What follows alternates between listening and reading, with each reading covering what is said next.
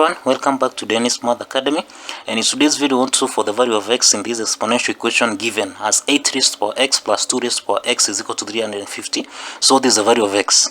So the solution, we have 8 raised to the power x plus 2 raised to the power x is equal to 350. So we are going to rewrite 8 raised to the power x as follows. We'll have 2 cubed multiplied by x plus 2 raised to the power x. This is equal to 350. Okay, so applying the property of indices identity, a raised to the power n multiplied by m can be written as a raised to the power m multiplied by n. Okay, this is the same as a raised to the power n multiplied by n, which is also equal to a m times n. Okay, so this means we'll have 2 raised to the power x multiplied by 3 plus 2 raised to the power x. This is equal to 350. Okay, and then now we'll have to, you take 350 to the left hand side, so that we'll have 2 raised to the power x cubed plus 2 raised to the power x minus 350 is equal to 0. Okay, so we can write this 350 as follows. We'll have 2 raised to the power x raised to the power 3, that is plus 2 raised to the power x minus 350 can be written as 7 cubed plus 7.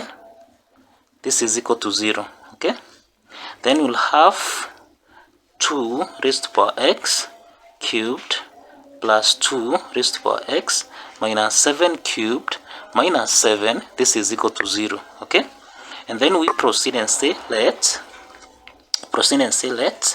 2 raised to the power x be k. Okay, so that we'll have k cubed plus k minus 7 cubed minus 7. This is equal to 0. All right, so that will form a cubic equation like k cubed minus 7 cubed plus k minus 7.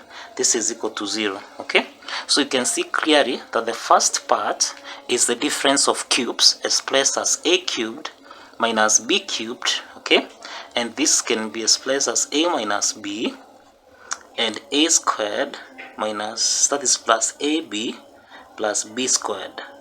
Okay, now we have k cubed minus 7 cubed. This can be expressed as k minus 7 into the bracket. We'll have k squared plus 7k plus 49. Okay, so now we have this is our first part, and then we have the second part here.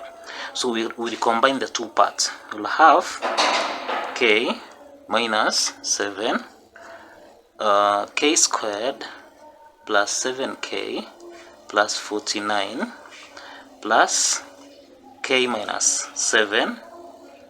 Okay, all of this is equal to 0. Okay, now if you check here, we have a common factor which is k minus 7, and we have k minus 7. So we factor out k minus 7, which will give us, then we'll have k squared plus 7k plus 49 plus 1. This is equal to 0. Okay, so clearly the first part, our first value of k, will be expressed as k minus 7 is equal to 0, and that means that the first value of k is equal to 7. Okay, and then we proceed that k minus 7 is equal to 0, so that means that the first value of k is equal to 7. And now we form the other part is the quadratic equation, which is expressed as k squared plus 7k plus 49 plus 1. This is equal to 50. So our quadratic equation is given as k squared plus 7k plus 50. This is equal to 0. Okay, so we have a discriminant value that is actually less, a discriminant value that is less than 1, which is expressed as b squared minus 4ac, which is less than 0. And remember, from our quadratic equation, our a is equal to 1, B is equal to 7 and our C is equal to 50. Okay, so that we'll have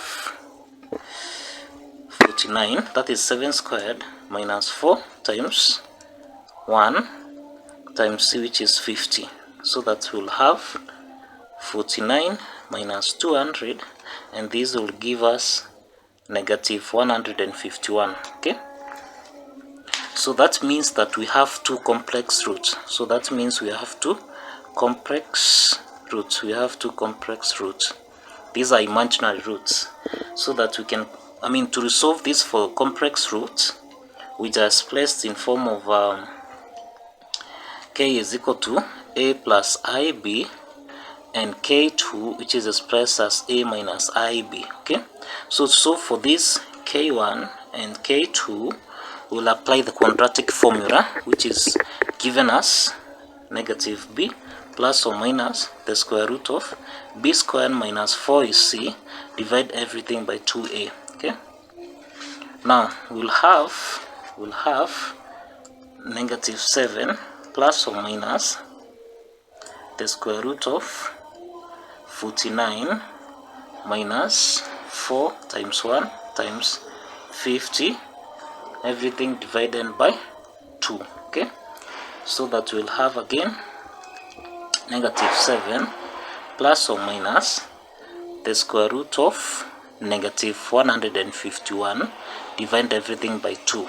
But now applying the complex identity rule, that negative 1, this is the same as I. Okay, so that we'll have negative 7, this we can divide it by 2, plus or minus the square root of 151i. Okay, so that's now we'll have our imaginary root at k1. It will be given as negative 7 divided by 2. This is equal to negative 3.5 plus half square root of 151i. That is the first value of the imaginary root, and the k2 can be given as negative 3.5 minus half square root of 151i. Okay, this is the same as negative 3.5 plus 6.145i, and k2 is the same as negative 0.35 minus 6.145i. Okay, now if we go back to our real root, which was given as k equal to 7, we can easily solve for the value of x. As follows. Since we have k is equal to 7, we can easily solve for the value of x as follows. Okay, so we have that 2 raised to power x is equal to k, which is equal to 7. Okay, so 2 raised to power x is equal to 7. So we are going to apply the logarithm identity such that log 2 raised to power x is equal to log 7. Okay, now we apply this identity that log a raised to power p is the same as, can be expressed as p log a. Okay, so we apply this property to solve for the value of x. So we're going to have x log 2, this is equal to log 7. So we divide both sides by log 2, divide both sides by log 2. Okay, so that's, if you simplify, x is equal to 2.80735. Okay, so we need to check. Let's verify that x is the real value for our solution. Okay, so we verify as follows. Remember, we had 8 raised to power x plus 2 raised to power x.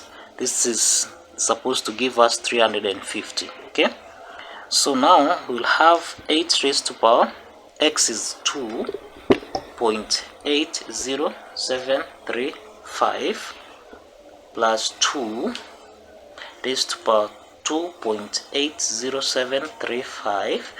This is supposed to give us 342.5 9965 plus 6.999, and this is equal to, this will give us 349.99, and if we load off, this approximately will give us exactly 350, and that shows that our value of x is equal to 2.80735. Thank you for watching and kindly subscribe.